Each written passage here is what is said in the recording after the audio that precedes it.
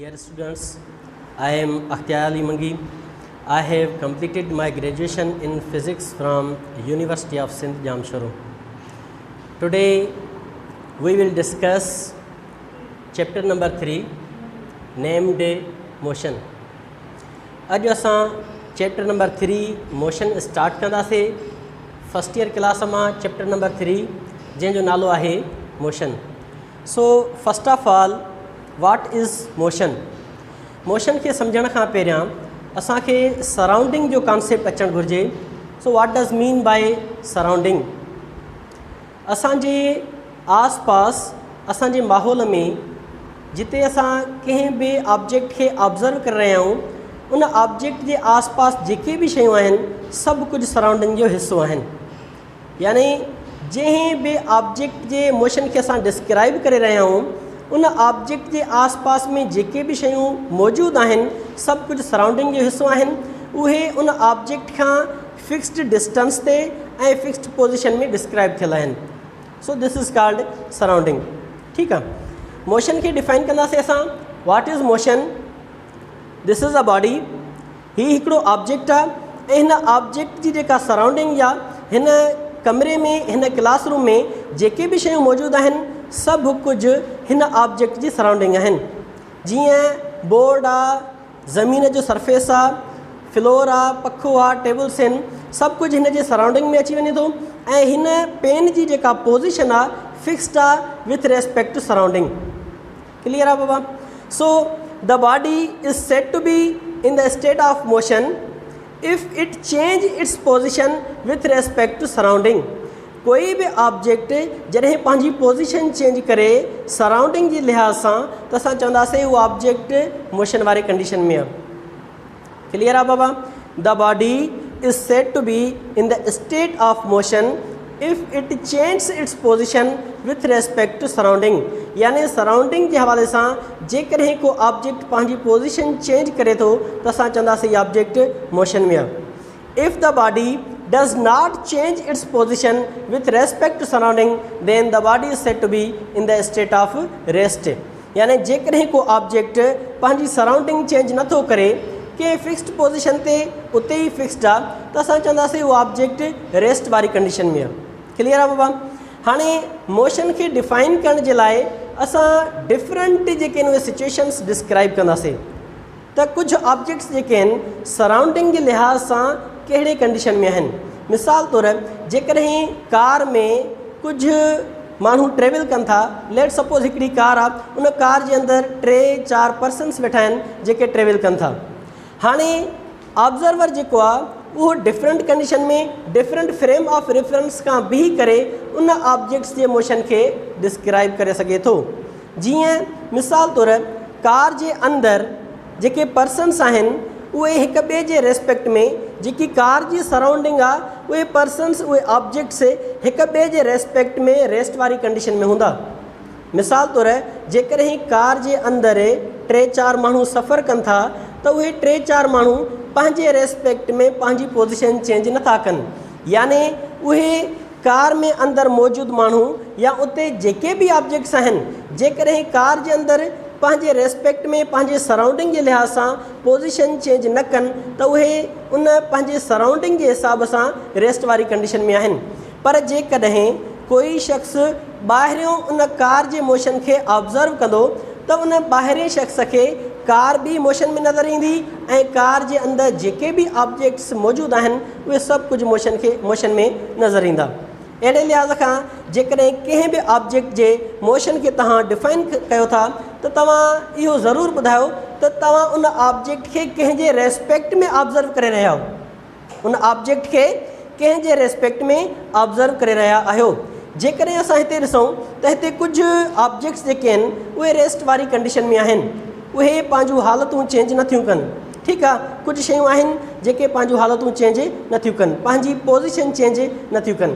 पर जेकॾहिं कोई ऑब्ज़र्वर आहे उहो कंहिं ॿिए प्लेनेट तां कंहिं ॿी जॻह तां बीही करे ऑब्ज़र्व कंदो त उनखे पूरी जो पूरी अर्थ मोशन में नज़र ईंदी. अर्थ असांखे ख़बर आहे as we know that earth revolve around the sun. Earth सिज जे चौधारी रिवॉल्व कंदी आहे ऐं पंहिंजे महवर जे चौधारी बि रिवॉल्व कंदी आहे. हाणे जंहिं अर्थ ते असां सभई सवार आहियूं, जंहिं गाॾीअ ते असां सभई सवार आहियूं, उहा गाॾी 24 कलाक मूवमेंट में आहे। यानी अर्थ जे सरफेस ते जेके बि ऑब्जेक्ट्स मौजूदु आहिनि सभु जो सभु मोशन में आहिनि। यानी कंहिं बि ऑब्जेक्ट जे मोशन खे डिस्क्राइब करण जे लाइ असां इहो ज़रूरु ॿुधाईंदासीं त उन ऑब्जेक्ट जो मोशन कंहिंजे रेस्पेक्ट में ऑब्ज़र्व करे रहिया आहियूं, कहिड़ी सराउंडिंग असां अंडर ऑब्जर्वेशन रखी आहे। क्लियर आहे बाबा?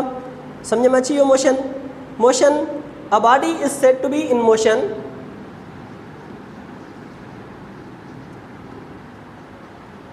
A body is said to be in motion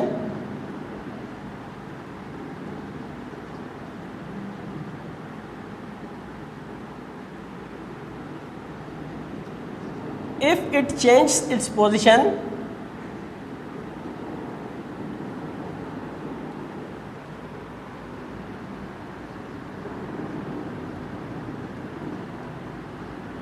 with respect to surrounding.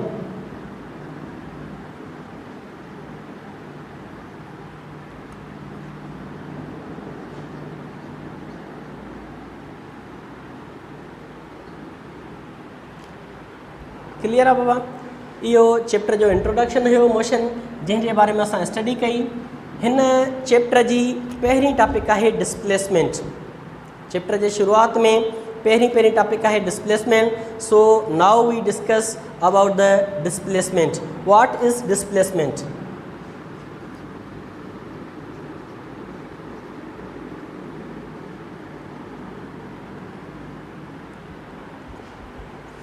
As we know about the scalars and vectors, physical quantities are those quantities which can be measured in any method. यानी physical quantities अहिड़ियूं quantities आहिनि जिन खे असां कंहिं बि तरीक़े सां मापे सघूं।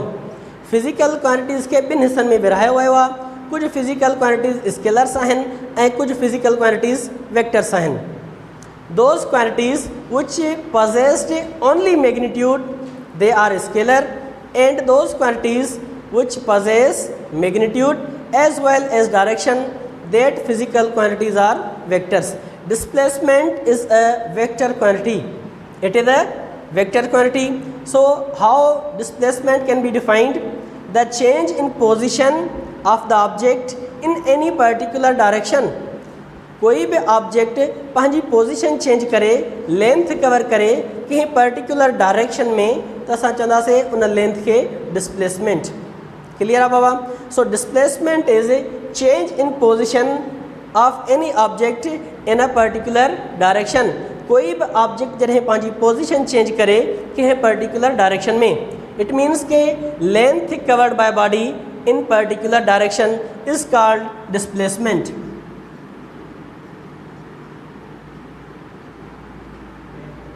Length covered by body in any particular direction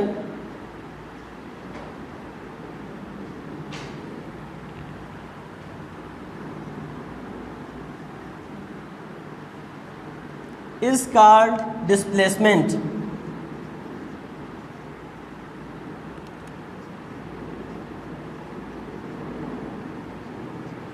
It is a vector quantity because it is any particular direction. It is a vector quantity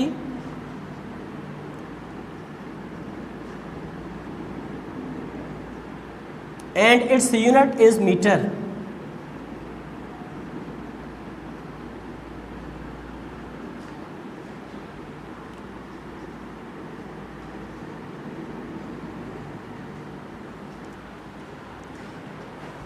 clear आहे बाबा? लेट सपोज के बि ॿ पॉइंट्स आहिनि। हिकिड़ी पॉइंट जो नालो आहे पॉइंट ए ऐं ॿी पॉइंट जो नालो आहे point B. This is point A and this is point B.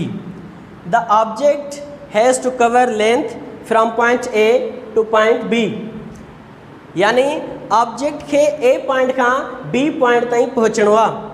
हाणे ही जेका ऑब्जेक्ट लेंथ कवर कंदो, इन लेंथ खे हिकिड़ो पर्टिकुलर डायरेक्शन मिलियल आहे, हिकिड़ी पर्टिकुलर फाइनल पॉइंट मिलियल आहे, त हिन ऑब्जेक्ट खे जेका लेंथ कवर करणी आहे उहा B ताईं कवर करणी आहे। यानी ऑब्जेक्ट जेको मूव कंदो पंहिंजी पोजीशन चेंज कंदो B पॉइंट ते पहुचण लाइ, यानी हिकिड़ी फाइनल पॉइंट मिलियल आहे, हिन लेंथ खे असां डिस्प्लेसमेंट चवंदासीं। छाजे करे? छो जो इन लेंथ खे कोई पर्टिकुलर मैग्नीट्यूड बि हूंदो एज़ वेल एज़ इनखे कोई पर्टिकुलर डायरेक्शन बि आहे। ही ऑब्जेक्ट हिन A पॉइंट खां B पॉइंट ते पहुचण जे लाइ स्ट्रेट पाथ बि कवर करे सघे थो। उन खां अलावा हिन ऑब्जेक्ट खे A पॉइंट खां B पॉइंट ते पहुचण लाइ कोई ॿियो रस्तो बि इस्तेमालु थी सघे थो। ऑब्जेक्ट खे पहुचणो आहे A पॉइंट खां B पॉइंट ताईं। क्लियर आहे बाबा? हाणे A खां B ताईं पहुचणो आहे, हिन ऑब्जेक्ट खे जेका लेंथ कवर करणी आहे उहा पर्टिकुलर डायरेक्शन में ई कवर करणी आहे। यानी फाइनल हिकिड़ो आख़िरी असांखे हिकिड़ो मंज़िल मिलियल आहे त हिन ऑब्जेक्ट खे हिते ई पहुचणो आहे। त उन सफ़र दौरान ऑब्जेक्ट जेका लेंथ कवर कंदो उन लेंथ खे असां डिस्प्लेसमेंट चवंदासीं। It is irrespective of the path. तव्हां जॾहिं किताब जी रीडिंग कंदो बाबा, उन में हिकिड़ी लाइन लिखियलु आहे, displacement is irrespective of the path. यानी डिस्प्लेसमेंट जेको आहे उहो पाथ जे इररेस्पेक्टिव आहे। तव्हां कोई बि पाथ कंहिं बि रस्ते सां वञी B पॉइंट ते पहुची सघो था, उनखे असां डिस्प्लेसमेंट चवंदासीं। क्लियर आहे बाबा? सम्झ में अची वियो? यानी डिस्प्लेसमेंट जेका आहे length covered by body in any particular direction is called displacement. Our next topic is velocity. Now we define velocity. What is velocity?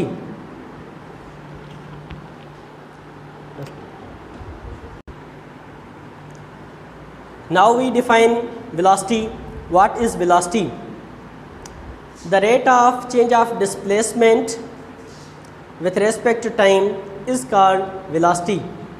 वक्त जे लिहाज़ खां कोई बि ऑब्जेक्ट डिस्प्लेसमेंट कवर करे त उनखे असां वेलासिटी चवंदासीं। क्लियर आहे बाबा? कुझु शागिर्द हूंदा आहिनि जिन खे कंफ्यूजन हूंदी आहे स्पीड ऐं वेलासिटी, उन में उहो डिफरेंस मालूम न करे सघंदा आहिनि। There is a much difference between speed and velocity as there is a difference between distance and displacement. जीअं डिस्टेंस ऐं डिस्प्लेसमेंट में फ़र्क़ु आहे, अहिड़ी तरह स्पीड ऐं वेलासिटी में बि फ़र्क़ु आहे। क्लियर आहे बाबा?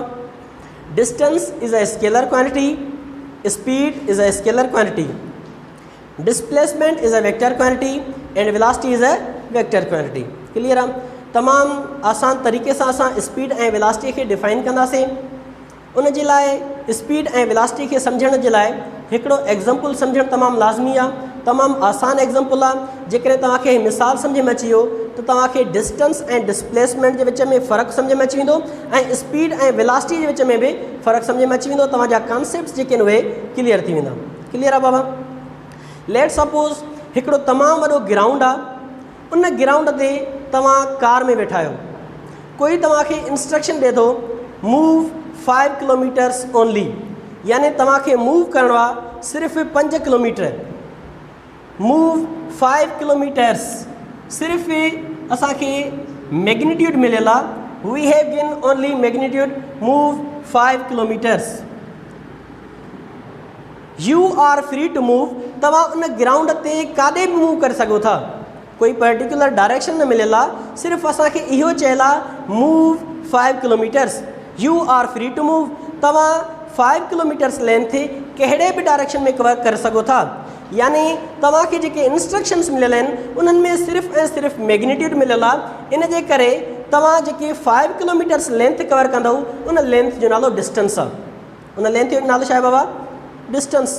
Because you are free to move, you can move 5 kilometres in any direction. Here is not any particular direction. Clear आहे बाबा? नेक्स्ट स्टेप में कोई तव्हांखे चवे थो move 5 kilometres towards north side, यानी नेक्स्ट स्टेप में असांखे चयो वञे थो मूव 5 किलोमीटर्स टुवर्ड्स नॉर्थ। पहिरियां जेका असां 5 किलोमीटर लेंथ कवर कई उनखे कोई पर्टिकुलर डायरेक्शन न हुयो, इन जे करे इन लेंथ जो नालो डिस्टेंस आहे। हाणे जेका असां 5 किलोमीटर लेंथ कवर कंदासीं, इन 5 किलोमीटर लेंथ खे पर्टिकुलर डायरेक्शन आहे। Now you are not free to move. तव्हां पाबंद आहियो, तव्हांखे 5 किलोमीटर जेका लेंथ आहे उहा कवर करणी आहे, पर कंहिं पर्टिकुलर डायरेक्शन में। पहिरियां तव्हां फ्री टू मूव हुयो, उन वक़्तु तव्हां डिस्टेंस कवर कयो। हाणे तव्हां फ्री टू मूव न आहियो, तव्हांखे 5 किलोमीटर लेंथ कवर करणी आहे, पर नॉर्थ डायरेक्शन में। कहिड़े डायरेक्शन में बाबा? नॉर्थ डायरेक्शन में। So this length covered in north direction is a displacement. This is a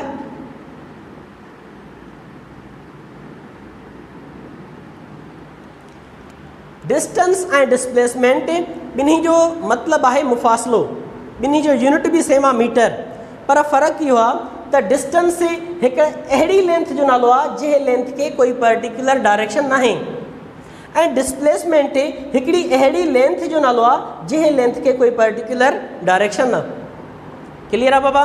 so this is a scalar quantity and this is a vector quantity. Speed ऐं velocity खे असां सम्झंदासीं।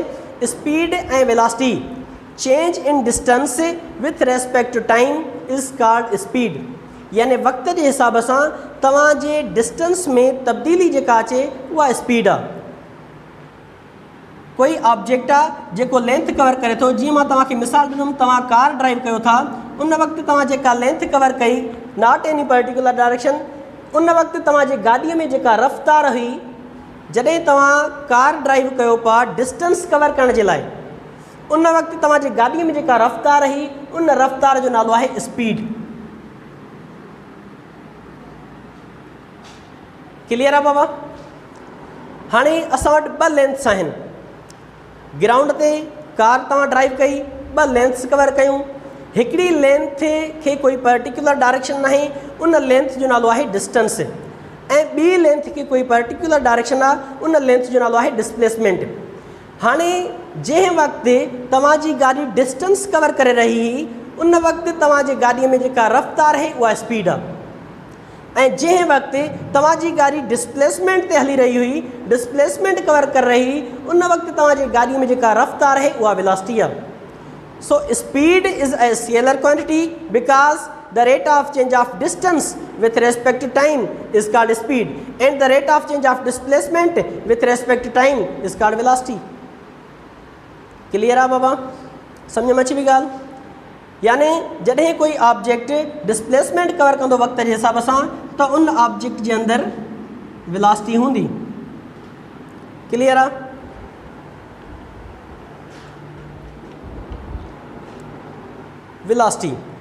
Velocity जी definition समझीसीं असां।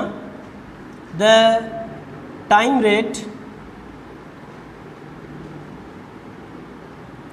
Change इन displacement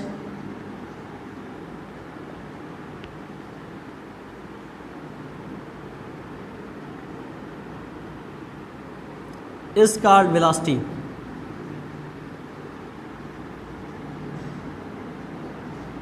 It is a vector quantity.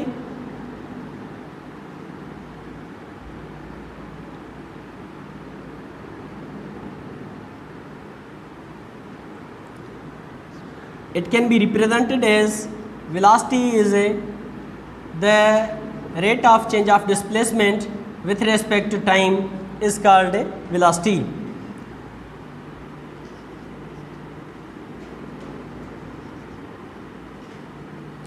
Unit of velocity is meter per second.